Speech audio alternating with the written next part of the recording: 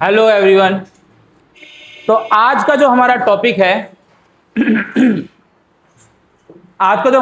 है वो है मीडिवल हिस्ट्री का। ठीक है ना, एसएससी के मीडिवल हिस्ट्री का एक चंक है। ठीक है ना, स्लेव डायनेस्टीज के रिगार्डिंग हमारी चीजें हैं। ठीक है ना। तो मीडिवल हिस्ट्री को हम लोग क्यों पढ़ते हैं, इसको समझने वाली बात है, क्योंकि मीडिवल हिस्ट्री की शुरुआत होती है जहां से 8th सेंचुरी से लेकर 12th सेंचुरी तक। ठीक है ना। तो उसमें क्या होता है कि जनरली बाहर से लोग हमारे कंट्री में इन्वेड करते हैं। आपने सुना होगा नाम, महमूद गजनवी का नाम सुना होगा, मोहम्मद गौरी वगैरह का नाम सुना होगा। ठीक है ना। महमूद गजनवी ने तो हमारे देश पे 17 बार आक्रमण किया था, है ना, 17 टाइम्स। और मोहम्मद गौरी भी आया। उनके हमारे कंट्री पे क्या क्या इम्पैक्ट पड़े, है ना, क्या पॉलिटिकल इम्पैक्ट पड़े, क्या सोशल इम्पैक्ट पड़े, क्या रिलीजियस इम्पैक्ट पड़े, है ना, लिटरेचर, आर्ट, इकोनॉमिकली क्या इम्पैक्ट पड़े, ये सब हम लोग इसमें पढ़ेंगे। ठीक है ना। तो मीडिवल हिस्ट्री में बेसिकली हम लोग क्या पढ़ने वाले हैं, ठीक है ना। अभी जो हमारा टॉपिक हो वो दिल्ली सल्तनत वगैरह ये सारा टॉपिक है। ठीक है ना।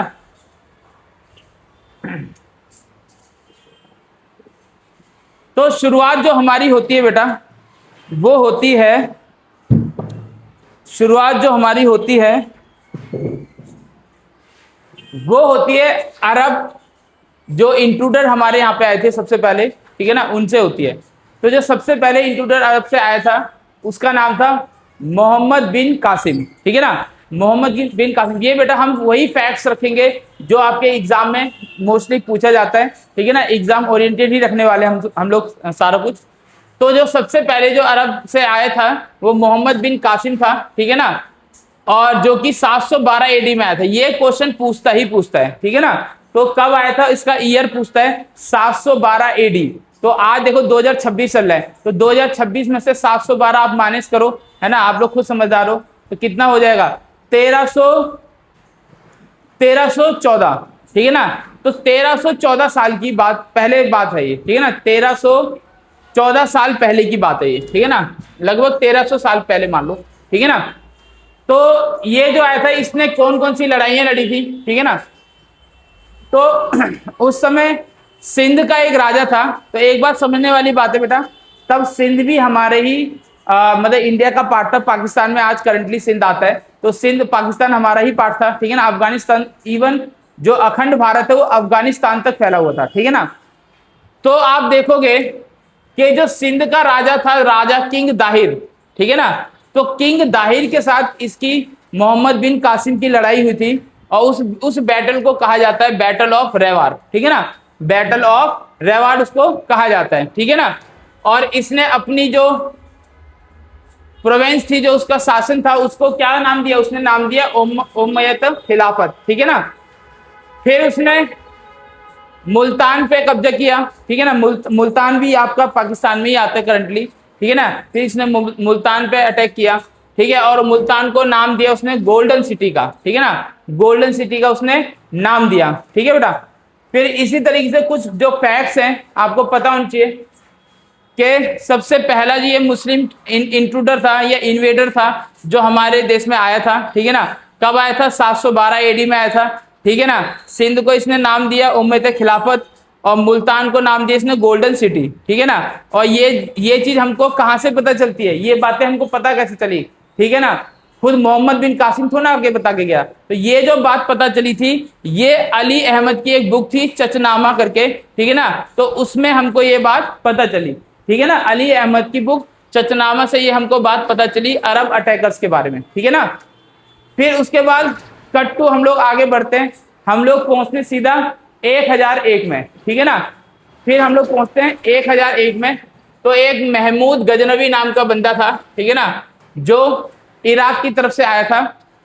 टर्किश इन्वेजन था, टर्किश। अच्छा ये मत समझना कि टर्किश है तो टर्की से आया था, टर्की से नहीं आया था वो था ये इराक की तरफ का। ठीक है ना।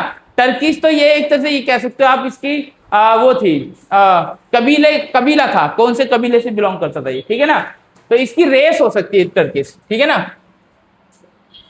तो ये जो था इसका मेंशन सबसे पहले किसने किया था, एक अंग्रेज हिस्टोरियन था हेनरी एलियट। तो हेनरी एलियट ने सबसे पहले इसका मेंशन किया था। और इसी के बारे में बड़ी एक इनफेमस बात है, फेमस नहीं कहूंगा मैं, इनफेमस बात है कि इसने भारत को 17 बार भारत पर रेड करी और 17 बार भारत को लूटा, ठीक है ना, जिसमें 16वीं बार बड़ा, ये भी इनफेमस है ना, कुख्यात है कि 16वीं बार इसने भारत के जो गुजरात में सोमनाथ मंदिर है उसको लूटा था, ठीक है ना। उसके अभी हम क्रोनोलॉजी को पढ़ेंगे, ठीक है ना। तो महमूद गजनवी, ठीक है ना, इसका जो टेन्योर था 1000 से लेके 1010 तक था, ठीक है। सबसे पहले सन 1001 में इसने हिंदू शाही, ठीक है ना, जयपाल एक राजा था, ठीक है, उसको हराया महमूद ने। फिर उसी के बेटे जयपाल के बेटे आनंद पाल को इसने हराया, ठीक है ना। तो ये वेहिंद के 2 लड़ाई हुई थी। वेहिंद बेसिकली आज के टाइम में जो पेशावर है, बेटा पेशावर आपको पता हो कहां पर है, पेशावर कहां है, पाकिस्तान में है। तो पाकिस्तान के पेशावर जो करंटली पेशावर है, पहले उसका नाम वे हिंद नाम था, WAIHIND, ठीक है ना, वे हिंद। तो वे हिंद के 2 लड़ाई हुई थी वे हिंद में। एक में तो उसने जयपाल को हराया, फिर उसी के बेटे आनंद पाल को हराया वे हिंद की सेकंड लड़ाई में, ठीक है ना। इसमें लिखा नहीं लेकिन यही फैक्ट है। फिर उसके बाद आप देखोगे जो चंद्र स्वामिनी मंदिर को उसने लूटा था, जो कि थानेसर हरियाणा में है, बेटा ध्यान रखना, थानेसर हरियाणा में जो अभी करंटली लोकेटेड है चंद्र स्वामिनी मंदिर है, उसको उसने लूटा था 1014 में, ठीक है ना। ये इंपॉर्टेंट उसकी रेड के बारे में बात हो रही है। फिर गंगा वैली में इसने 1018 में अटैक किया था, ठीक है। बुंदेलखंड में आपको पता है बहुत फेमस बुंदेलखंड, ठीक है ना, जो कि आप जानते होगा बुंदेलखंड कहाँ है, ठीक है ना, मध्य प्रदेश और यूपी के बीच में पड़ता है। तो बुंदेलखंड में एक बड़ा फेमस किला है कलिंजर, है ना, कलिंजर फोर्ट। याद रखना कलिंजर फोर्ट का आगे भी जिक्र होगा जब हम किसका जिक्र करेंगे, जब हम जिक्र करेंगे शेरशाह सूरी की डेथ ही जब हुई थी जब वो कलिंजर के किले पे चढ़ाई कर रहा था। ध्यान रखना शेरशाह सूरी की डेथ कालिंजर के किले पर चढ़ाई करते वक्त ही हुई थी। तो आगे भी हम इसका जिक्र सुनेंगे, ध्यान रखना। तो इस पे इसने अटैक किया था, ठीक है ना, बड़ा फेमस किला था ये और बड़ा ऊंचाई पे भी था, ठीक है। जैसे एक और किला है राजस्थान में, कौन सा, चित्तौड़ का किला है ना, चित्तौड़ फोर्ट, वो भी बहुत ऊंचाई पर है। अब आप देखोगे सोमनाथ मंदिर को इसने 16वीं बार, मतलब इसकी जो 16वीं रेड थी, बेटा ध्यान रखना, इसकी जो 16वीं रेड थी ना, ये पूछता है, ये एग्जाम में पूछता है। हालांकि मैं वही सारे क्वेश्चन कराऊंगा जो SSC एग्जाम में पूछे जाते हैं, तो आप नोटबुक लेके बैठिए और नोट करते रहिए, ठीक है ना। तो इसने 16वीं बार, ठीक है, जो रेड करी थी 1025 में। सोचो आज 2026 चल रहा है, आज से नेट 1000 साल पहले, है ना, अभी 2026 चल रहा है। और जो महमूद गजनवी ने सोमनाथ मंदिर पर कब अटैक किया था, 1025 में। तो आज से 1001 साल पहले की बात हो रही है, ठीक है ना। तो क्या कहते हैं, इसने लूटा, ठीक है, जो कि इसकी 16वीं रेड थी। फिर 7वीं रेड में जब ये आया तो इससे जो जाटों की इसकी लड़ाई हुई, ठीक है ना। और हालांकि जाटों को इसने हरा दिया, लेकिन फिर भी इसको एक भय रहा कि अब लोग इंसान हैं, वहां के इंडिया के जो लोग हैं वो हमसे टक्कर ले सकते हैं। फिर उसके बाद 1030 में इसकी मृत्यु हो गई, किसकी, महमूद गजनवी की। देखो ये हमारा कोई हीरो नहीं है, तो हमारे लिए विलन ही है, जबकि लेकिन फिर भी इतिहास में ये चीजें बताई जाती है कि कैसे कैसे इन लोगों ने हमको लूटा, ठीक है। और दूसरी बात ये है कि इसके फैक्ट जो है वो आपके एग्जाम में आते हैं, तो आपको चाहे ना चाहे ये चीज आपको लर्न करनी ही पड़ेगी। फिर आता है नेक्स्ट, तो महमूद गजनवी की और 2-3 चीजें खासियत है। पहले तो ये लुटेरा तो था ही, है ना, मतलब ये खासियत नहीं है, ये हमारे लिए तो बहुत गलती है, लेकिन जो एग्जाम ओरिएंटेड चीज है वो मैं बता रहा हूँ कि लुटेरा तो था ही, साथ में इसके साथ ना 3 स्कॉलर आए थे, 3 तरह के पढ़े लिखे लोग। एक तो फिरदौसी इसके कोर्ट पोएट था, मतलब इसके मतलब राज्य कवि जिसको कहते हैं, है ना, इसके बारे में कविताएं लिखता था। अल बरूनी भी एक बहुत बड़ा स्कॉलर था, इसकी बड़ी फेमस बुक है ना, जानते होंगे अल बरूनी की फेमस बुक क्या है, तारीख हिंद या किताब उल हिंद, है ना बेटा, ध्यान रखना ये एग्जाम में पूछता है ना, कि किताब उल हिंद जो बुक है वो किसने लिखी थी, तो वो लिखी थी अल बरूनी ने, और अल बरूनी जो था वो महमूद गजनवी के साथ भारत आया था। दूसरी बात कि अब अल बरूनी ने किताब उल हिंद लिखी, तो इससे हमें क्या लेना देना भाई, नहीं लेना देना है, क्योंकि जो किताब उल हिंद बुक थी वो इंडिया के बारे में ही थी। वो किसके बारे में थी, वो कंप्लीटली इंडिया के बारे में थी। मतलब अल बरूनी को ये कह सकते हो वो पुराने जमाने का ब्लॉगर था, है ना। आप देखते हो आज के टाइम में जो ब्लॉगर्स होते हैं वो अलग अलग जगह पे जाते हैं, है ना, और वहां पे ब्लॉगिंग करते हैं, वीडियोस बनाते हैं और हम लोग को बताते हैं कि देखो देखो गाइस यहाँ पे ये हो रहा है वो हो रहा है। तो उस समय तो ये सब तो टेक्नोलॉजी थी नहीं। तो अल-बरूनी ने क्या किया था, जब भारत में आया था तो भारत की जो जो उसको खासियत चीजें लगी, है ना, कुछ चीजें एग्जेजरेट भी करी थी, उसने बढ़ा चढ़ा के भी लिखी थी, लेकिन मोस्ट ऑफ द थिंग उसने इस बुक में लिखी थी। और इस बुक का नाम क्या है बेटा, किताब उल हिंद। इस बुक का क्या नाम है, किताब उल हिंद। ठीक है बेटा। पर्शिया में जिसको क्या कहा गया है, शाहनामा कहा गया है। इसी बुक को पर्शिया में, पर्शियन जो लैंग्वेज ईरान में पर्शिया चलती है, तो इस बुक को पर्शियन लैंग्वेज में क्या कहा गया है, इसी बुक को शाहनामा कहा गया है। ठीक है बेटा। अब आता है नेक्स्ट, अपने आप को इसने टाइटल क्या दिया था, गाजी का टाइटल दिया था। गाजी का मतलब होता है स्लेयर ऑफ काफिर, मतलब काफिर जो जानते हो आपको कि जो मुस्लिम लोग होते हैं, खासकर कट्टर मुस्लिम, हर कोई तो ऐसा नहीं होता, जो कट्टर मुस्लिम होते हैं, जो गैर मुस्लिमों को वो लोग काफिर बोलते हैं, तो काफिरों को मारने वाला इसने अपने आप का नाम दिया था कि गाजी। गाजी का मतलब होता है ना, मतलब स्लेयर ऑफ काफिर, है ना, जो काफिरों को मारता है। और इसने अपना नाम, एक और नाम रखा था, खुद अपना टाइटल खुद ही रख लेते थे। ठीक है ना, पुराने जमाने में भी इन लोगों के नाम अजीब ही होते थे, लेकिन अपना नाम खुद ही रख लेते थे, अपना टाइटल भी खुद ही रखते थे ये लोग। तो एक इसने नाम रखा था अपना बुत शिकन। बुत शिकन का मतलब है कि जो मूर्तियों का भंजन, है ना, जो मूर्तियों को तोड़ता है। किसकी मूर्तियों को, देवी देवताओं की मूर्ति। किनकी, इंडिया के कई देवी देवताओं की मूर्ति इसने तोड़ी थी। किसने, महमूद गजनबी ने, है ना। आज होता ये ना पक्का पिटता ये, है ना, मारते नहीं इसको, ठीक है, हम इसको जान से नहीं मारते, हाँ समझ रहे हो ना, फिर क्या करते, हाँ पक्का इसको बहुत कूटते, लेकिन बहुत, ठीक है ना, जान से मार देते तो फिर तो इसके पाप सारे खत्म ही हो जाते ना। फिर ध्यान रखना, तो खैबर पास से भारत में आया था ये, गजनी से आया था ये, ठीक है ना, इसकी मेन जो कैपिटल थी वो गजनी थी। कुछ एग्जाम में पूछे गए क्वेश्चंस भी है बेटा, इसमें ध्यान रखना, ठीक है। जैसे हाउ मेनी टाइम्स वो आया था, कितनी बार आया था बेटा, 17 बार आया था, ठीक है। और सोमनाथ टेम्पल को कब इसने लूटा था, है ना, 1025 में लूटा था, 16वीं रेड पर, ठीक है। And who among the following road the, तारीख हिंद किसने लिखी थी, ऑब्वियसली बात है अल-बरूनी ने लिखी थी। तारीख हिंद कह लो या किताब उल हिंद कह लो, या इसी का नाम शाहनामा भी था पर्सिया में, ठीक है ना, ध्यान रखना तीनों चीजें। महमूद गजनबी डाइड कब मरा था, 1030 में मरा था, है ना। ही वाज सक्सीडेड बाय, इसके बेटे के द्वारा सक्सीड किया गया था, मसूद के द्वारा, ठीक है।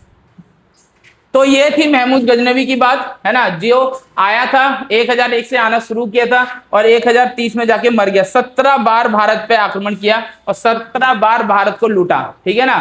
हाँ, आज आता ना ये तो पक्का कुटाई होती इसकी, ठीक है। फिर आता है मोहम्मद गौरी, ठीक है, ये भी बड़ी फेमस मतलब इनफेमस, हमारे लिए कोई ये हीरो नहीं है, ध्यान रखना।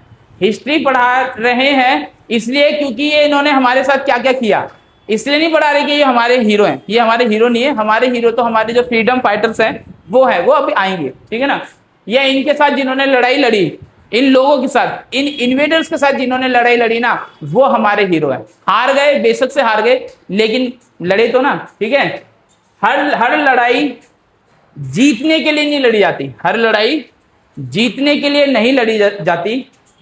कुछ लड़ाइयां इसलिए भी लड़ी जाती हैं ताकि लोगों को पता रहे कि जब ये आक्रांता लोग, जब ये अत्याचारी लोग आक्रमण कर रहे थे भारत पे, तो कोई तो था जो उनके सामने खड़ा था। बात समझ रहे हो ना। तो जरूरी नहीं है हर लड़ाई जीतने के लिए ही लड़ी जाए, ठीक है। कुछ लड़ाइयां इसलिए भी लड़ी जाती है कि अत्याचारियों के सामने खड़ा होना पड़ता है, ठीक है ना। बेशक हार जाएंगे कोई दिक्कत नहीं, सर कटा लेंगे लेकिन सर झुकाएंगे नहीं, ठीक है बेटा। तो इसमें आप देखोगे जो मोहम्मद गौरी था, ठीक है, हम इसको बड़ी इज्जत नहीं देने वाले, आज मिलता ये भी कूटा जाता, ठीक है ना। तो जो मोहम्मद गौरी था ये भी गजनी से ही आया था, वहीं से अफगानिस्तान से, ठीक है ना, ये भी गजनी से आया था, ठीक है। मुल्तान खैबर पास से आया था, आपको पता है ये पहाड़ियों के बीच में एक पास है खैबर पास, ठीक है ना। सबसे पहले जो इसने अटैक किया था, ध्यान रखना ये बेटा ईयर लिखे हुए याद करना कि कब ये राजा बना था, ठीक है ना। तो सबसे पहले जो इसने अटैक किया था वो 1178 में गुजरात के पाटन में किया था, ठीक है ना, गुजरात के पाटन में किया था। फिर जो मेन जो लड़ाइयां हैं, है ना, फर्स्ट बैटल ऑफ तराइन और सेकंड बैटल ऑफ तराइन, है ना, हिंदी में कहते हैं तराइन का पहला युद्ध और तराइन का दूसरा युद्ध। हालांकि तराइन का तीसरा युद्ध भी हुआ था, वो कब हुआ था, जब हुआ था जब बताऊंगा, ठीक है ना। हालांकि पहला और दूसरा जो युद्ध हुआ था वो मोहम्मद गौरी और पृथ्वीराज चौहान के बीच में हुआ था। मोहम्मद गौरी और पृथ्वीराज चौहान। अब पृथ्वीराज चौहान कौन थे, इनका थोड़ा एक ब्रीफ इंट्रोडक्शन देता हूँ। पृथ्वीराज चौहान में क्या कहते हैं, बेसिकली वहां वो थे, राजस्थान के थे शायद से, तो आमेर वगैरह कहीं के तो थे, है ना, सॉरी मुझे इतना ध्यान नहीं है। बट उनको दिल्ली में उनको सत्ता मिल गई, क्योंकि उनके जो नाना जी थे उन्होंने उनको दिल्ली की सत्ता दे दी थी, ठीक है ना। कोई तो तोमर राजा थे जिन्होंने इनको, पृथ्वीराज चौहान को दिल्ली की सत्ता दी थी। जैसे इनको दिल्ली की सत्ता मिली ना, ठीक है, तो उनके नाना जी का कोई भतीजा था, ठीक है ना, जिसका नाम था जयपाल, ठीक है, हाँ Jaichand, sorry Jaichand, my slip of tongue, Jaichand. अब जयचंद का ये पृथ्वीराज के चौहान के इतिहास में बड़ा अच्छा खासा रोल है, क्योंकि जयचंद पृथ्वीराज चौहान के बहुत अच्छे रिलेशन में ही था, मतलब रिलेटिव लगता था, लेकिन कैसे उसने उसको मरवाने का काम किया वो हम इसमें पढ़ेंगे। एक्चुअली क्या हुआ था कि पृथ्वीराज चौहान के ऊपर एक ना बुक लिखी गई थी। सबसे पहले हम इसका जिक्र जरूर करेंगे। पृथ्वीराज चौहान के ऊपर एक बुक लिखी गई थी जिसका नाम था पृथ्वीराज रासो। पृथ्वीराज रासो उस बुक का नाम था, और उसको लिखने वाले जो थे उनका नाम था चंदर बरदाई। तो चंदर बरदाई जो थे वो पृथ्वीराज चौहान के मित्र भी थे और उनके कोर्ट पोइट भी थे, राज कवि भी थे। तो उनके बारे में देखो, हर राजा का एक राज कवि होता था जो उस राजा के बारे में बढ़ा चढ़ा के लिखता था। नो डाउट पृथ्वीराज चौहान के बारे में कुछ बातें बढ़ा चढ़ा के लिखी गई होंगी, ठीक है ना, और हर राजा ऐसा करवाता। उस समय की उनकी पीआर टीम होती थी वो, है ना, जो अपने राजा की को प्रमोट करती थी एक तरह से, है ना, तो बड़ा चढ़ा के लिखते थे वो लोग, ठीक है, और हर राजा ऐसा करवाता था। तो राजकवि जो था ये चंद्रवरदाई, उसने लिखी थी पृथ्वीराज चौहान के ऊपर एक बुक जिसका नाम था पृथ्वीराज रासो। और अकॉर्डिंग टू पृथ्वीराज रासो ये बात उसमें लिखी हुई है कि पृथ्वीराज ने एक प्रेम विवाह किया था जो कि संयोजकता नाम की लड़की थी, और जो संयोजकता थी वो जयचंद की ही बेटी थी। ध्यान रखना, उसके पीछे भी एक बैकग्राउंड, एक स्टोरी है कि कैसे जयचंद ने पृथ्वीराज चौहान को, जब इस संयोजकता का जब स्वयंवर हुआ तो पृथ्वीराज चौहान को नहीं बुलाया उसने, क्योंकि वो पृथ्वीराज चौहान से चिढ़ता था, और भी उसको दिल्ली की सत्ता जो मिल गई थी, है ना। तो जब उसको नहीं बुलाया गया, इवन उसका एक पुतला रखा गया बाहर दरबान की तरह, है ना, जैसे दरबान बाहर खड़ा रहता है ना भाला पकड़ के, तो एक पुतला रखा गया और लोग बड़ा उसका उपहास कर रहे थे, हंस रहे थे कि देखो पृथ्वीराज चौहान, कि जयचंद ने पृथ्वीराज चौहान को बाहर खड़ा कर रखा है दरबान की तरह। तो पृथ्वीराज चौहान ने उसको अंडरस्टैंड वो नहीं किया, मतलब समझ रहे हो, इतना ध्यान नहीं दिया, बोला चलो कोई दिक्कत नहीं। लेकिन हुआ क्या, जब संयोजकता को ये लगा कि उस सभा में जितने भी राजा आए हैं वो उससे शादी करने लायक नहीं है, या उसको उनमें से कोई पसंद नहीं आया, सीधा बात ये कहें, तो उसने क्या किया, जो स्वयंवर वाली जो माला थी, है ना, वरमाला जिसको कहते हैं, वो बाहर जाकर जो दरबान के रूप में मूर्ति लगी हुई थी पृथ्वीराज चौहान की, उस मूर्ति को वो माला पहना दी। अब ये बात, ये मैं नहीं बोल रहा हूँ, ये सारी ये पृथ्वीराज रासो में ये लिखा हुआ है, ठीक है ना, मैंने पढ़ा है इसलिए बता रहा हूँ, ठीक है। तो अब क्या हुआ कि अब पृथ्वीराज चौहान को जैसे ही पता चला, ठीक है, इसके ऊपर मूवीज भी बन रखी है, हालांकि मैं मूवीज वगैरह नहीं देखता इतना, है ना, अगर अच्छी हो तो देख लेते हैं, ज्यादा अच्छी ना हो तो नहीं देखते। तो अब हुआ क्या कि पृथ्वीराज चौहान को जैसे ये बात पता चली कि संयोजकता ने मेरी मूर्ति को, है ना, पे माला डाल के मुझे अपना पति स्वीकार कर लिया है, तो भाई फिर तो उसने सोचा कि अब तो मेरी वो पत्नी हो गई और उसको लेके आना ही पड़ेगा। तो वो गए और भरी सभा से संयोजकता को मतलब ले आए। जब संयोजकता को ऐसे वो लेके चले गए, इलोप कर गए, मतलब भगा के ले गए, तब जयचंद को और बुरा लगा। फिर उसने सोचा अब तो पृथ्वीराज चौहान से बदला लेना पड़ेगा, ठीक है।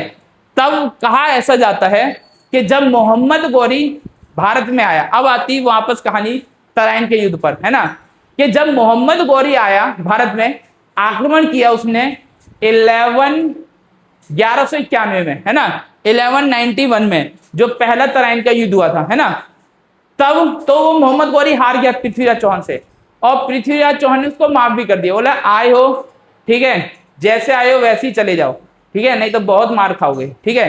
तो मोहम्मद गौरी लेकिन वापस नहीं गया। उसने सोचा ऐसी बात नहीं है, जैसे कहते हैं ना, हर बंदे की कोई ना कोई काट जरूर होती है ना, हर बंदे को किसी ना किसी तरीके से हराया जा सकता है, बस वो युक्ति, वो आइडिया मुझको मिल जाए, है ना।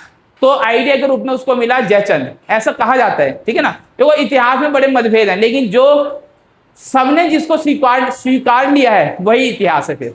ठीक है, नहीं तो मतभेद बहुत होते हैं, लेकिन जिस पॉइंट पे आके सारे हिस्टोरियन ने बोला चलो ठीक है ये हो सकता है, तो वही हिस्ट्री है, ध्यान रखना। नहीं तो ऐसा हमको बिल्कुल थोड़ा पता है। ठीक है, क्या पता जिसने लिखा भी है उसने भी भाई थोड़ा पक्षपात किया हो, ऐसा भी हो सकता है। लेकिन फिलहाल के जो हमको इतिहास के रूप में पता है वो हम बता रहे हैं। ठीक है ना। तो हुआ क्या, जब first battle of Tarain Mohammad Ghori हार गया तो उसने युक्ति बनाई और उसने जयचंद के साथ हाथ मिलाया, या फिर जयचंद ने उसके साथ हाथ मिलाया, और दोनों ने मिलकर, या फिर जयचंद ने उसको शायद थोड़ी कोई ना कोई इनसाइड उसको बातें बताई होंगी कि पृथ्वीराज चौहान को ऐसे हरा सकते हो तुम, whatever. Second battle of Tarain था, उसमें मोहम्मद गौरी ने पृथ्वीराज चौहान को हरा दिया, मेन बात यह है। तो ध्यान रखना, पहली बैटल तो पृथ्वीराज चौहान जीता था, है ना, इसमें जीता था पृथ्वीराज चौहान पीआरसी, और इसमें जीता था मोहम्मद गौरी एमजी। ध्यान रखना, महात्मा गांधी में समझ लेना, मोहम्मद गौरी है वो, है ना। तो मोहम्मद गौरी इसमें जीता, इसमें, है ना। और मोहम्मद गौरी जब जीता, अब इसमें भी देखो बहुत सारे मतभेद हैं। कुछ लोग कहते हैं मोहम्मद गौरी जब जीता तो उसने पृथ्वीराज चौहान को वही मार दिया, कुछ लोग कहते हैं कि वो बंधक बना के ले गया, फिर उसकी आंखें निकाल ली थी, है ना। ये अच्छा, ये बात पृथ्वीराज रासों में लिखी हुई है कि हुआ क्या था कि उसकी आंखें निकाली गई थी, फिर ऐसी कोई उन्होंने योजना बनाई चंद्रवरदाई और पृथ्वीराज चौहान ने, और उन्होंने, है ना, आंख बंद करके मतलब तीर चलाया, और उसने चंद्रवरदाई ने उसको बताया कि कहाँ मारना है, और उसको मोहम्मद गौरी को उन्होंने मार दिया, ऐसा कहा जाता है। ठीक है ना, लेकिन इतिहास के हिसाब से हम देखेंगे। हाँ, एक बात और ध्यान रखना, जयचंद ने जब मोहम्मद गौरी की हेल्प करी पृथ्वीराज चौहान को हराने में, लेकिन मोहम्मद गौरी ने उसको भी नहीं बख्शा।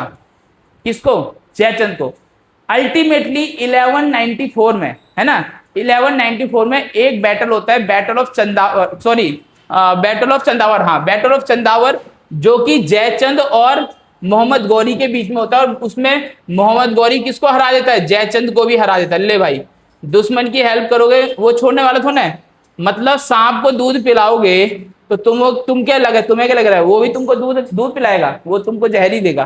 तो मोहम्मद गौरी सॉरी, मोहम्मद गौरी ने यहाँ पे आपके जयचंद को भी हरा दिया, उसको भी ठिकाने लगा दिया। लेकिन 1206 में मोहम्मद गौरी मर गया। जाना तो सबको ही एक दिन है ना, तो मोहम्मद गौरी भी चला गया। लेकिन मोहम्मद गौरी जब मरा, हमारे लिए कुछ दिक्कतें पैदा करके गया वो।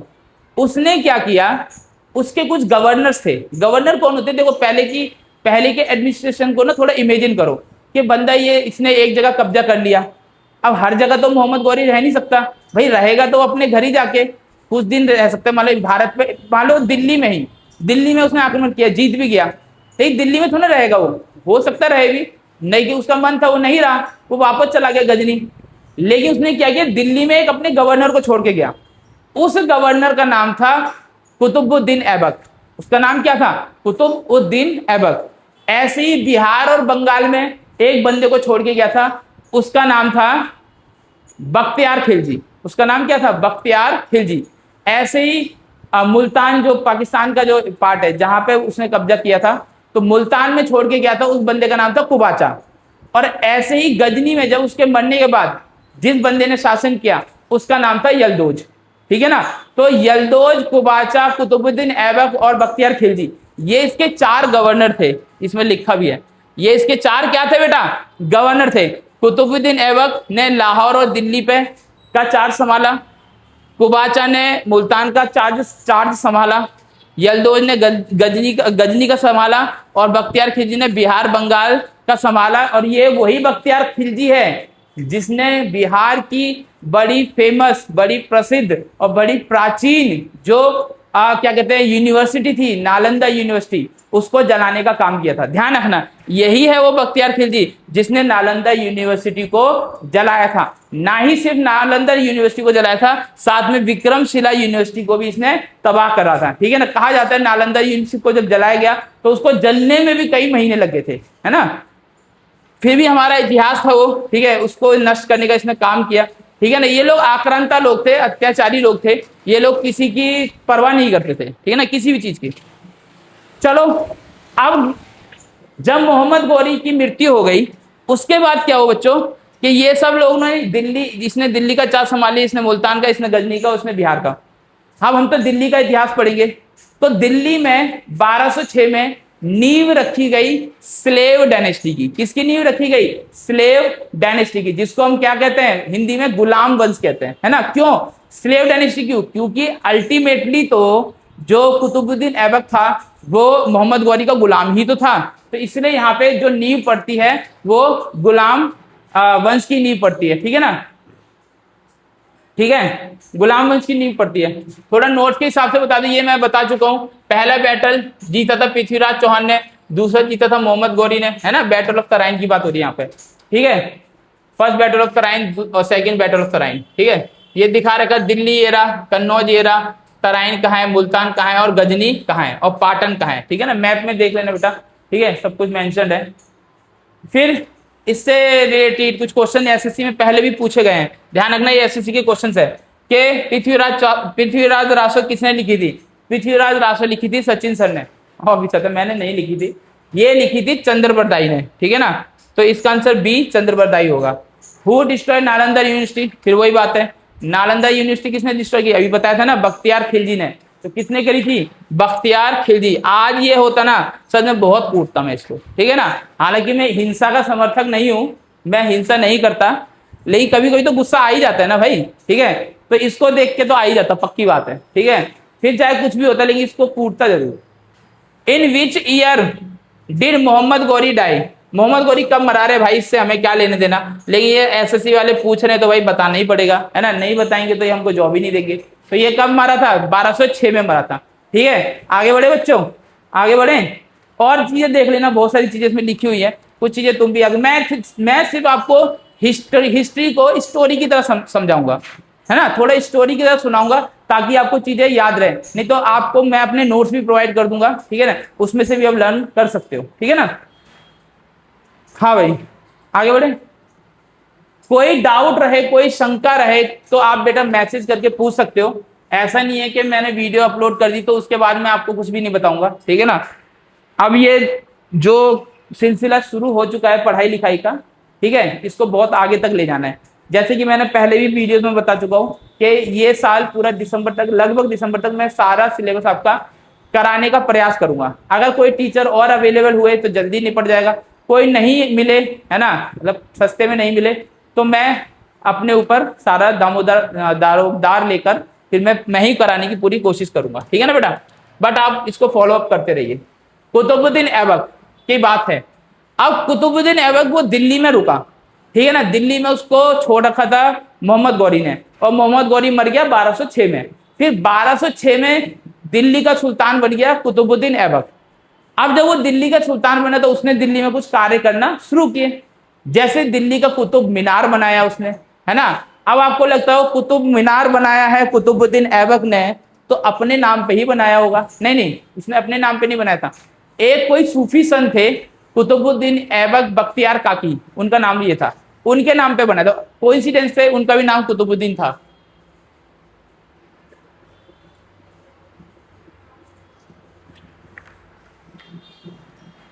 ठीक है। उनका नाम था कुतुबुद्दीन बख्तियार काकी। तो कुतुबुद्दीन बख्तियार काकी के नाम पे कुतुब मीनार की जो कंस्ट्रक्शन है वो शुरू हुई, लेकिन वो पूरी नहीं करवा पाया, उससे पहले मर गया बेचारा, है ना। हुआ क्या था, कुतुबुद्दीन ऐबक हॉर्स पोलो खेलता था, तो हॉर्स पोलो खेलते खेलते वो मर गया था 1210 में। ध्यान रखना, 1206 में ये सुल्तान बना और 1210 में मर गया, है ना। हॉर्स पोलो खेलते हुए गिर के मर गया। और हॉर्स पोलो खेलते खेलते, एक बात और समझना बेटा, हॉर्स पोलो खेलते खेलते ये कहां मरा था? लाहौर में मरा था, ध्यान रखना, ठीक है ना। फिर इसने बनाया था, बताया ना, कुतुबुद्दीन बख्तियार काकी सूफी संत थे, उनके नाम पे ये बनवाया था। अच्छा, दो इसने मस्जिद बनवाए थे। एक तो दिल्ली का सबसे पहला मस्जिद इसी ने बनवाया था कुतुबुद्दीन ऐबक ने, कुतुब उल इस्लाम मस्जिद, इसमें लिखा भी होगा, देखो ये रहा कुतुब उल इस्लाम मस्जिद जो है ना बेटा, है ना, वो इसने बनवाया था कुतुबुद्दीन ऐबक ने। कब बनवाया था? 1193 में, है ना, 1193 में बनवाया था इसने, ठीक है। और कुछ हिंदू मंदिर और जैन मंदिरों को तोड़ के, बार बाप, क्या बोल सकते हैं, एक ऐसा करते हैं ना ये लोग, जब गुस्सा आता है। ठीक है, फिर 2.5 दिन के अब आप बोलोगे अब क्या कहते हैं, ये तो भाई आज से हजारों साल पुरानी ही बात है, लेकिन दुख तो होता ही है ना। देखो कहीं भी अत्याचार हो, कोई भी किसी के ऊपर अत्याचार करे वो गलत है ना। यहाँ हिंदू मुस्लिम की बात नहीं हो रही, ध्यान रखना। कोई हिंदू भी किसी पर अत्याचार करता है वो भी गलती है। मेन कुल जमा ये, ऐसे तो रावण था, रावण तो हिंदू ही था, और रावण हिंदू था और वो अत्याचारी था, तो भाई उसका भी तो मारा गया ना, उसको भी तो मतलब राम जी ने उसका वध किया, है ना। कंस अत्याचारी था, हिंदू था, उसका भी वध हुआ ना। बात यह हिंदू मुस्लिम की नहीं है, बात यह है कि अत्याचारी है जो, उसको नहीं करना चाहिए, और करता है तो उसको उसका दंड मिलना चाहिए। ठीक है, कुव्वतुल इस्लाम भारत का नहीं, सॉरी, दिल्ली का पहला मस्जिद था जो दिल्ली में बना था। फिर उसके बाद 2.5 दिन का झोपड़ा ये अजमेर में बनाया गया था। ठीक है, ये भी एक संस्कृत कॉलेज को तोड़ के बनाया गया था। कुतुब मीनार इसने बनवाना शुरू किया था, ठीक है ना, जिसका कंस्ट्रक्शन 1109 में हुआ था, और फिर तो मर ही गया था ये, ठीक है ना। 1210, सॉरी 1199 हुआ था, लेकिन 1210 में ये मर गया था, ठीक है ना। 1210 में ये मर गया था। फिर इसके बाद कौन कौन आया, थोड़ा इसको समझ लो, ठीक है ना। कुतुबुद्दीन ऐबक के बाद आया, और ये क्रोनोलॉजी को समझना, इसका बेटा आराम शाह था। कुतुबुद्दीन ऐबक का बेटा था आराम शाह। आराम शाह को कुतुबुद्दीन ऐबक का दामाद था इल्तुतमिश, शमसुद्दीन, हाँ शमसुद्दीन इल्तुतमिश। तो शमसुद्दीन इल्तुतमिश ने आराम शाह को हटा दिया, मार दिया, भगा दिया, इट डजंट मैटर, बस हटा दिया। शमसुद्दीन इल्तुतमिश बना फिर 1211 से लेकर 1236 तक। उसने भी बहुत सारे कार्य किए, अभी पढ़ेंगे हम, अभी थोड़ा क्रोनोलॉजी समझ लो। शमसुद्दीन इल्तुतमिश भी मर गया, एक दिन मरना सबको ही एक दिन है, तो 1236 में वो मर गया। फिर उसकी बेटी, हालांकि उसकी बेटी पहले नहीं बनी, पहले उसका बेटा बना, रुकनुद्दीन फिरोज नाम का बंदा था, उसका बेटा बना राजा। लेकिन कह के वो अब बच्चा वो इल्तुतमिश चाहता था कि उसकी बेटी बने शासक, है ना। तो जो रजिया सुल्तान, जो आपको पता है भारत की पहली शासक भी थी, है ना, तो फिर रजिया सुल्तान ने रुकनुद्दीन फिरोज को हटा दिया, ये मरवा दिया, फिर रजिया सुल्तान बनी, है ना। 1240 में उसकी हत्या करवा दी गई। ध्यान रखना, रजिया सुल्तान की कोई प्राकृतिक मृत्यु नहीं हुई थी, नेचुरल डेथ नहीं हुई थी, उसकी हत्या की गई थी। फिर उसके बाद बहराम शाह, मसूद शाह और नसरुद्दीन महमूद, और उसके बाद बलबन वगैरह आए, ठीक है ना, वो आप आगे पढ़ेंगे। मेन बात यह है, कुछ क्वेश्चन भी करते रहते साथ साथ। कुतुब मीनार किसने बनवाना शुरू किया था? कुतुबुद्दीन ऐबक ने किया था। 2.5 दिन का झोपड़ा किसने बनवाया था? कुतुबुद्दीन ऐबक ने बनवाया था। हु थी ना, दिल्ली सल्तनत का पहला राजा कौन था? कुतुबुद्दीन ऐबक ही था, है ना। आगे बढ़ते हैं, नेक्स्ट आता है आपका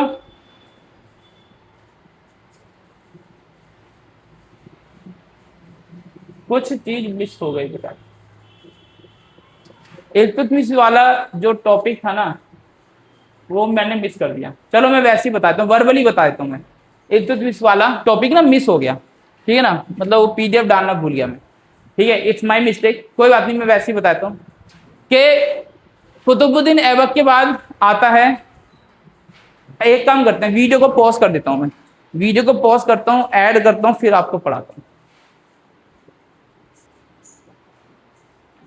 देखो भाई, आगे ना, आगे हम इल्तुतमिश आ गया ना। देखो तो क्या था, कुतुबुद्दीन ऐबक था। कुतुबुद्दीन ऐबक की जब मृत्यु हुई, चौगान खेलते हुए हॉर्स पोलो खेला था, गिर गया, मर गया 1210 में। फिर आता है इसका, फिर कुतुबुद्दीन ऐबक का बेटा आता है आराम शाह। आराम शाह ने लगभग कुछ 8 महीने के करीब उसने शासन किया, फिर आराम शाह को हटा दिया। कुतुबुद्दीन ऐबक का ही दामाद था शमसुद्दीन इल्तुतमिश, है ना। ये उस समय तो खैर वहां पे रहता था, ये कौन सी जगह, बदायूं। तो जब कुतुबुद्दीन ऐबक जिंदा था तब तक वो बदायूं का ये गवर्नर था, है ना। लेकिन इसका बदायूं में मन नहीं लगा, फिर बदायूं से आके आराम शाह को भगा दिया इसने, या मार दिया, हटा दिया, और फिर उसके बाद ये खुद शासक बन गया। और शमसुद्दीन इल्तुतमिश, अच्छा इसको मैं स्किप भी कर देता, लेकिन इसने बहुत अच्छे से काम किए, ठीक है ना, इसलिए मेरे को स्किप करना ठीक नहीं लगा। तो शमसुद्दीन इल्तुतमिश एलबरी डायनेस्टी से बिलोंग करता था। आराम शाह को इसने हटा दिया। कुतुबुद्दीन ऐबक का सन इन लॉ था, स्लेव्स ऑफ स्लेव कहा जाता था, क्योंकि ये कुतुबुद्दीन ऐबक का दामाद भी था, साथ में स्लेव भी था। अब ये मत पूछना कि स्लेव था तो दामाद कैसे हो गया, बस ऐसा होता था पहले। लाहौर को इसने लाहौर पहले, सॉरी, अच्छा एक बात समझना, कुतुबुद्दीन ऐबक के टाइम पर जो दिल्ली सल्तनत की जो कैपिटल थी वो दिल्ली नहीं थी, वो लाहौर थी। लेकिन इसने क्या किया, लाहौर से दिल्ली में शिफ्ट किया, ठीक है ना। तो इल्तुतमिश ने कैपिटल को दिल्ली शिफ्ट किया फ्रॉम लाहौर, ठीक है ना, इंस्टेड ऑफ लाहौर। फिर कुतुब मीनार इसने कंप्लीट करवाया, ध्यान रखना, कुतुब मीनार कंप्लीट किसने करवाया, वो करवाया था शमसुद्दीन इल्तुतमिश ने। फिर इसने तुर्कान चहलगानी, ठीक है ना, तुर्कान चहलगानी एक ऐसी कमेटी बनाई, एक ऐसा ग्रुप बनाया जिसमें 40 है ना वाइज लोग, समझदार लोगों को रखा उसने, और उनसे वो राय लेता था। मतलब अपने राज्य को चलाने के लिए एक उसने 40 लोगों का ग्रुप बनाया, जो आज के टाइम में मिनिस्ट्री होती है ना, काउंसिल ऑफ मिनिस्टर, उस तरीके की, ठीक है ना। उसको तुर्कान चहलगानी कहते थे या चालीसा भी कहते थे। 2 तरह के इसने सिक्के चलवाए, सिल्वर का टंका, ये दिख भी रहा हो आपको, सिल्वर का टंका और कॉपर का जीतल, ठीक है ना, ध्यान रखना। सिल्वर का जो था उसका नाम था टंका, और कॉपर का जो था उसका नाम था जीतल, ठीक है। सिल्वर वाले का वेट था 175 ग्राम ग्रेन्स, और कॉपर वाले का लगभग था 32 ग्रेन, है ना। मतलब इसका तो कोई इतना मैटर नहीं करता, बस नाम याद रखना। सिल्वर का जो था, सिल्वर मतलब चांदी, चांदी का जो उसने सिक्का चलाया उसका नाम था टंका। और कॉपर मतलब क्या कहते हैं हिंदी में, हिंदी में भी कॉपर ही कहते थे हम, कोई बात नहीं, कांसा शायद कुछ तो कहते हैं, ठीक है। तो कॉपर का जो उसने सिक्का चलाया उसको जीतल कहते हैं, का नाम रखा उसने। फिर हाँ, मैंने बताया था, याद करो, जब मैंने तराइन का बताया था युद्ध, पहला युद्ध, दूसरा, तो मैंने बताया तराइन का तीसरा युद्ध भी हुआ था। वो एक्चुअली शमसुद्दीन इल्तुतमिश और यल्दोज के बीच में होता, जो गजनी में था, है ना, यल्दोज, ये याद करो। तो यल्दोज और शमसुद्दीन इल्तुतमिश के बीच में हुआ, और जिसमें ऑब्वियस है इल्तुतमिश ही जीता था, ठीक है ना, इल्तुतमिश ही जीता था। फिर उसके बाद मिनहाज उस सिराज और तबाकुद इन ए नासिरी, ये 2 तरह की बुक इसको इसने प्रमोट किया, है ना, इसके टाइम पर लिखी गई। मतलब इसने खुद नहीं लिखी, इसने लोगों से लिखवाया, उसको प्रमोट किया, ठीक है ना। He called the father of tomb building, मतलब ये मकबरे बहुत बनवाता था, ठीक है ना। गेंगिस खान, जो चंगेज खान जिसको कहते हैं, वो आने की यहाँ पे कोशिश की, है ना। ये लंबी स्टोरी है, अब इतनी लंबी स्टोरी में सुनाऊंगा ना तो बहुत लंबी वीडियो हो जाएगी भाई, मैं बहुत थक चुका हूँ। फिर इस शॉर्ट में बताया था, इन शॉर्ट ये था कि चंगेज खान एक बंदे का पीछा कर रहा था उसको मारने के लिए। वो बंदा दिल्ली आना चाह रहा था, क्योंकि वो भी वहीं से बिलोंग करता है जहां से ये सब आए थे। तो उन्होंने बोला भाई बंधु अपने रहते हैं वहीं चलते हैं, तो वो आने की चेष्टा में था यहाँ पे। लेकिन शमसुद्दीन इल्तुतमिश जानता था कि गेंगिस जो खान है, जो चंगेज खान है, वो बड़ा खूंखार बंदा है, तो उससे पंगा क्यों लें। तो उसने उस बंदे को, जिसका वो पीछा कर रहा था, फारिज्म से जो बंदा आ रहा था, उसको मना कर दिया, भाई यहाँ मत आ, बस। तो इसलिए कहते कि फिर वो चला गया, वो बंदा यहाँ आया ही नहीं ना, तो वो नहीं आया तो चंगेज खान भी नहीं आया। तो इसलिए कहते कि इल्तुतमिश ने इंडिया को, खासकर दिल्ली को, चंगेज खान के आतंक से बचा लिया, क्योंकि वो आता तो चंगेज खान भी आता, और फिर जो कत्लेआम होता वो इतिहास अलग ही लिखा जाता, फिर वो इतिहास कुछ और ही होता। तो इसने ऐसा किया, है ना। तो चंगेज खान को आने से अवॉइड करा, और चंगेज खान को आने से रोक लिया, एक तरह से ये कह सकते हैं। फिर इक्ता सिस्टम इसने चालू किया। इक्ता सिस्टम एक तरह का लैंड रिवॉल्यूशन था, कि एक लैंड, पीस ऑफ लैंड को इक्ता बोल दिया जाता था, और जो उसको देखता था उसको इक्तेदार बोल दिया जाता था। तो ये सिस्टम ये लेके आया था, ठीक है ना। फिर मैंने बताया जैसे ही ये मरा, नेचुरल डेथ हुई थी इसकी 1236 में, ध्यान रखना 1236 में जैसे ही आपका शमसुद्दीन इल्तुतमिश मरा। लेकिन ये अपनी जीते जी बोल के गया था कि मेरे बाद मेरी बेटी शासक बनेगी, है ना। हुआ उसका उल्टा, जो आमिर लोग थे, 40 लोग थे, उनको ये बात पसंद नहीं है। उसके सामने तो कोई नहीं बोला कुछ, देखो ये भी बड़ी फैक्चुअल बात है कि शमसुद्दीन इल्तुतमिश के सामने कोई नहीं बोला, उन्होंने हाँ ठीक है देखेंगे, कर देंगे साहब, आप कह रहे हो तो कर देंगे। लेकिन हुआ क्या, जब उसकी डेथ हो गई तो लोग पलट गए, कोई रिटर्न तो था नहीं कुछ, है ना, कि जैसे विल लिख के चला गया तो कोर्ट में उसको चैलेंज कर सकते हैं, तब तो कोर्ट भी वही लोग होते थे। हुआ क्या, जो 40 लोग थे उन्होंने डिसाइड किया कि भाई एक महिला को हम सुल्तान बना दें और अपने सर पे एक महिला को बिठाएंगे, नहीं ऐसा तो नहीं होने देंगे। तो हुआ क्या कि उन्होंने जो इल्तुतमिश का बेटा था रुकनुद्दीन फिरोज, उसको सुल्तान बना दिया, ये राजा बना दिया। रजिया सुल्तान को बड़ा गुस्सा आया, रजिया, तब तो रजिया सुल्तान नहीं थी, सिर्फ रजिया ही थी। तो रजिया को बड़ा गुस्सा आया, बोली कि यार बोल के तो हमको गए थे वो कि तुम देश संभालना, तुम राजा बनना या सुल्तान बनना, बना दिया इसको। तो उसने कुछ ऐसे षड्यंत्र रचे। अब उसमें भी लंबी स्टोरी है, बैक स्टोरी बहुत सारी है जो मुझे पता भी है, नहीं वो लंबी वीडियो हो जाएगी, फिर तुम बोलोगे ये तो कहानी, हिस्ट्री कम लग रही है, ये तो कहानी ज्यादा लग रही है, ठीक है ना। हुआ क्या कि कुछ साजिश के तहत, ये कह सकते हैं कुछ ऐसी उसने साजिश करी, कुछ ऐसे लोगों से उसने हाथ मिलाया रजिया सुल्तान ने, और अपने भाई को मरवा दिया। किसको? रुकनुद्दीन फिरोज को। फिर वो रजिया सुल्तान राजा बनी। 1236 में ही फिर वो क्या बन गई? रजिया सुल्तान बन गई, रानी नहीं बनी, ध्यान रखना। तो कहीं तुम बोले अच्छा रजिया सुल्तान रानी बन गई, नहीं नहीं नहीं नहीं नहीं, रानी तो राजा की पत्नी होती है। वो रजिया सुल्तान राजा ही बनी क्योंकि वो राजा के तरह बैठती थी, ठीक है ना, राजा के सिंहासन पे बैठती थी वो। तो रजिया सुल्तान बनी, फिर उसका नाम रजिया सुल्तान हुआ। लेकिन जो तुर्काने चहलगानी लोग थे उनको बड़ी समस्या हुई, है ना। जो ये 40 लोग थे ना तुर्काने चहलगानी, इनको बड़ी समस्या, यार ये तो हम चाहते ही नहीं थे, मतलब हम तो चाहते थे कि एक महिला ना बने, है ना, लेकिन बन गई वो। फिर उन्होंने एक साजिश करी इन लोगों ने भी, जिसमें एक बंदा बड़ा फेमस था, ध्यान रखना, फेमस का मतलब इनफेमस, कुख्यात, उसका नाम था गयासुद्दीन बलबन। ध्यान रखना, इन 40 लोगों में एक बंदा बड़ा माइंडेड था, बड़ा दिमाग चढ़ाता था, उसका नाम था गयासुद्दीन बलबन। अब ये गयासुद्दीन बलबन ही साजिश करता था। तो गयासुद्दीन बलबन ने क्या किया? रजिया सुल्तान को मरवा दिया। ध्यान रखना, हालांकि तब तक रजिया सुल्तान की शादी हो गई थी। भटिंडा का एक बंदा था, उसका नाम था अभी रुको इसमें आएगा नाम, उसका नाम था अच्छा रजिया वाला जब पार्ट आएगा उसमें, अभी रजिया वाला पार्ट में देखेंगे, है ना, रजिया वाला पार्ट तो नहीं है, ठीक है। तो फिलहाल के लिए समझ में आ गया ना कि इसने क्या क्या किया, ठीक है। आगे बढ़ते हैं, तो क्वेश्चन देखना, तो क्वेश्चन देख लो, अभी रजिया वाला पार्ट आएगा तो रजिया के बारे में तो पढ़ेंगे, ठीक है। फादर ऑफ टूम बिल्डिंग इसको कहा जाता है, ठीक है ना। और थर्ड बैटल ऑफ तराइन कौन जीता था? इल्तुतमिश किसको हराया था? इसने यलदोज को हराया था, ठीक है। स्लेव ऑफ स्लेव 40 लोगों का उसने नोबल का वो किसने बनाया था? इसी ने बनाया था, नाम क्या रखा था? तुर्कानी चहलगानी, ठीक है ना। फिर अब आपका आता है रजिया सुल्तान वाला पार्ट। हाँ, रजिया सुल्तान की कहानी तो मैं बता रहा था। फिर रजिया सुल्तान बन गई अपने भाई को मार के, रुकनुद्दीन फिरोज को। और इसने दो बंदों से, यानी शादी तो एक ही से की, अल्तुनिया से।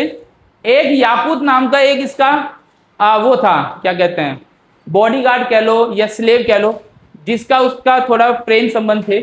उसी के साथ मिलके, ध्यान रखना, याकूत के साथ मिलके जो उसका बॉडीगार्ड था, या उसको फंसा के, आई डोंट नो, इतना मैं पर्सनली रजिया सुल्तान को नहीं जानता हूं, ठीक है। उसके साथ मिलकर रुकनुद्दीन फिरोज को मरवाया उसने, ठीक है। रुकनुद्दीन फिरोज मरा, रजिया सुल्तान बन गई। तो अब लोगों को पता है कि याकूत ने इसकी हेल्प की थी रजिया सुल्तान की। अब सुल्तान को तो कोई कुछ कह नहीं सकता, तो जो तुर्काने चहलगानी थे उन्होंने क्या है, रजिया सुल्तान की बजाय याकूत पे सारा गुस्सा निकाला और साजिश के तहत याकूत को भी मरवा दिया। ध्यान रखना, याकूत मर गया, अब रजिया सुल्तान थोड़ी कमजोर पड़ गई, तो उसने क्या किया, भटिंडा का एक राजा था अल्तुनिया, उसके साथ फिर शादी कर ली, प्रेम विवाह कर लिया। हालांकि अल्तुनिया, हुआ ये था कि अल्तुनिया दिल्ली पे आक्रमण करने आ रहा था, है ना, क्योंकि उसे पता है दिल्ली की रानी, राजा मतलब एक लेडी है, तो बोले इसको तो हम हरा देंगे। तो रजिया ने बोला भाई ये तो आक्रमण करके फिर ये मतलब सब कुछ लूट लेगा, इससे बढ़िया क्या करते, इससे शादी ही कर लेती हूँ। बोले अब तो मैंने मेरी शादी की, जो मेरा है वो तुम्हारा है, जो तुम्हारा है वो मेरा है, ठीक है ना, बस। तो रजिया सुल्तान ने फिर अल्तुनिया से शादी कर ली। वो सब इसमें कहीं ना कहीं लिखा होगा, ये देखो ना, क्रोनोलॉजी लिखा है ना, याकूत को मरवा दिया, है ना, और याकूत को मरवा दिया, फिर अल्तुनिया से इसने शादी कर ली। और फिर 1540 में, है ना, हरियाणा के कैथल के पास अल्तुनिया और रजिया दोनों को मार दिया गया, ठीक है ना। तो ये सारी चीजें रजिया सुल्तान के बारे में लिखी हुई है, ठीक है। आप चूंकि गीले नहीं रहा है। अब एक बात तो समझना बेटा, रजिया सुल्तान क्या थी, कभी भी दरबार में पर्दा करके नहीं बैठती थी, मतलब पर्दा मतलब वो जो भी पर्दा होता है ना, नहीं करती थी। क्यों करेगी भाई, वो तो सुल्तान है, इसी से लोगों को दिक्कत थी, ठीक है ना, इसीलिए उसको मरवा दिया। हालांकि रजिया सुल्तान के बारे में और कुछ खास नहीं है, बस यही है कि वो भारत की पहली महिला सुल्तान थी, उसके बाद रजिया सुल्तान के बाद ये सब कुछ लोग आए, ठीक है ना, ठीक है। चोगा और कुला, मैंने बताया ना पर्दा नहीं करती थी वो, चोगा और कुला मतलब आदमी की तरह वो करती थी, क्या कहते हैं, कपड़े पहनती थी, है ना, अटायर रखती थी। अल्तुनिया के साथ उसने शादी की थी, ठीक है, जो हरियाणा बठिंडा का जो गवर्नर था, ठीक है। और हरियाणा के पास कैथल है ना जगह, वहां पे उसकी इन दोनों की हत्या कर दी गई, ठीक है बेटा। अब आगे बढ़े। अच्छा उससे पहले एक चीज समझ लेते हैं, रजिया सुल्तान के बाद भी बहुत सारे लोग आए, जैसे मुइजुद्दीन, बहराम शाह, अलाउद्दीन मसूद शाह, है ना, शाह नसरुद्दीन महमूद, गयासुद्दीन बलबन। देखो ये बड़ा इंपॉर्टेंट है, ध्यान रखना, ये बड़ा इंपॉर्टेंट है। शाह नसरुद्दीन महमूद ने बेटा 20 साल शासन किया। कितने साल किया? 20 साल। लेकिन 20 साल खुद राजा बन के नहीं रहा, वो इसका पपेट राजा था। पपेट का मतलब कठपुतली राजा था। किसका? बलबन। मैंने अभी शुरुआत में बताया था ना, बलबन ही था जो जिसने धीरे धीरे सबको मरवा दिया। फिर क्योंकि बलबन चालीसा का पार्ट था, वो डायरेक्ट तो सुल्तान नहीं बन सकता था, नहीं तो सब समझ जाते कि इसने ही कुछ ना कुछ कांड किया है। तो 20 साल तक इसने नसरुद्दीन महमूद को बने ही रहने दिया राजा, फिर इसको भी हटा दिया, फिर उसके बाद ये खुद राजा बन गया, ध्यान रखना। और 20 साल तक का इसका भी शासन था, ध्यान रखना। तो कुल जमा इसने 40 साल तक शासन किया गयासुद्दीन महमूद ने, गयासुद्दीन बलबन ने। अब गयासुद्दीन बलबन ने 40 साल, सोचो इतना तो ये किसी ने भी नहीं किया था, ठीक है। तो ये बड़ा शाना बंदा निकला, ठीक है। फिर आगे इसके बाद कैकुबाद आया, है ना, इसका जो मतलब बलबन। पहले हम बलबन के बारे में थोड़ा पढ़ लेते हैं, ठीक है ना। नसरुद्दीन महमूद साहब, इसका तो मैंने बता ही दिया तुम्हें। गयासुद्दीन बलबन के बारे में पढ़ते हैं। इसने 2-3 चीजें लाया था ये, है ना, और 2-3 चीजें लाके जो एग्जाम में पूछा भी जाता है। जैसे कि इसने नवरोज करके एक त्योहार है, उसको इंट्रोड्यूस किया था इसने, ठीक है ना, जो कि पर्शियन ये कह सकते हो कि न्यू ईयर होता है, ठीक है ना। तो एक एक चीज एक एक करके मैं बता देता हूं आपको, ठीक है। इसने मिलिट्री डिपार्टमेंट बनाया जिसका नाम दीवाने अर्ज था। इसने फाइनेंस डिपार्टमेंट बनाया जिसका नाम दीवाने वजारत था, ठीक है ना। अपने आप को ये जिले इलाही कहलाता था। जिले इलाही का मतलब भगवान का की परछाई, जिले इलाही, है ना, सुना होगा ये वर्ड आपने, है ना, हुजूर जिले इलाही। तो ये फिर नियामत खुदाई, है ना, नियामत खुदाई भी खुद को बोलता था कि भगवान का भेजा हुआ दूत है ये। फिर आयरन एंड ब्लड की पॉलिसी अपनाई, मतलब जो इसके साथ होता था उनको साथ था, जो नहीं होता था उनको मरवा देता था, ठीक है।